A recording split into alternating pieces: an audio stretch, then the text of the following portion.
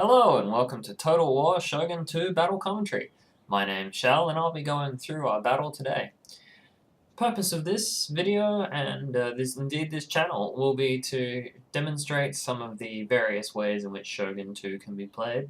Hopefully we'll all be able to learn a little bit of something from what I did right, but mainly what I did wrong. Don't pretend to be particularly good at this game, but I'm hoping maybe if I share with everyone, we'll all learn together. So, this is a battle I've just recently played. We'll just quickly run through the armies. I have 2 bow warrior monks, 2 Yari samurai, katana cav and fire cav off to the left. 1, 2, 3, 4, 5 katana samurai. 1 heavy gunner, 1 matchlock warrior monk. On the right flank over here, I have 1 light cavalry, and right up here near the shrine, I have Wacko Raiders. The Wacko Raiders are deployed as close to the shrine as humanly possible, their objective being to get maximum capture time on the shrine. Now, this doesn't turn out to be the best idea I've ever had, but nevertheless, it's a viable strategy if you believe your opponent is going to not be going for a particular building, or you want to place early pressure upon them.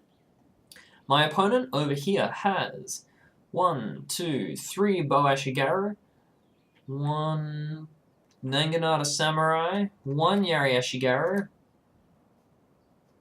2 Katana Samurai, 5 Lone Swords, 2 Great Guard, and a Bodyguard. It doesn't quite look like a full army. Expect something to come out of the trees, and indeed it did.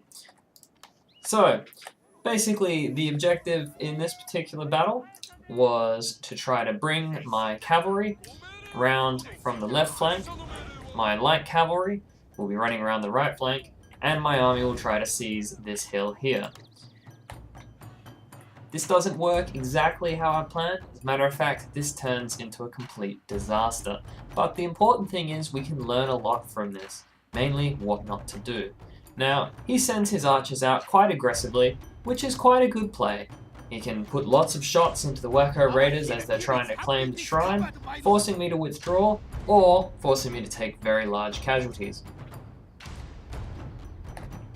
I respond by deploying my light cavalry from the right flank to see if I can't get a good hit on his archers. They're a long way from support, and therefore I should be able to get either a decent charge in or force him to withdraw, buying me a little bit more time to get into position. He's splitting his army, which seems a little bit strange, but he's also going for pretty much the same hill I am. Now I get a nice charge into the back here, 120, it goes straight down to about 60.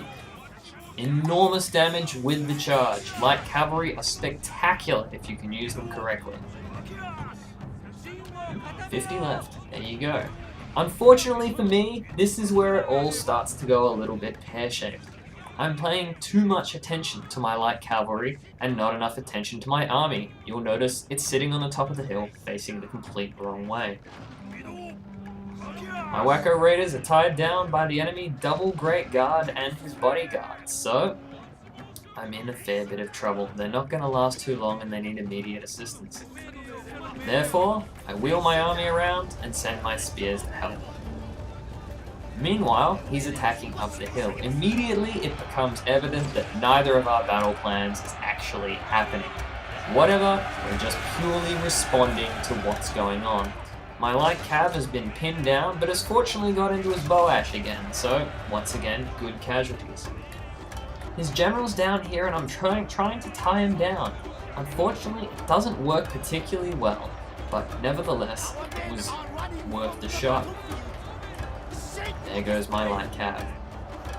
Over here, we can see I'm winning the fight quite handily against his Lone Sword Ashigaru.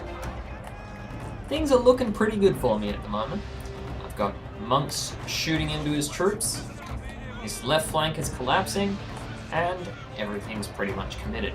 Unfortunately, he brings his Great Guard around. Now seeing this, I immediately redeploy my heavy gunners to face the flank.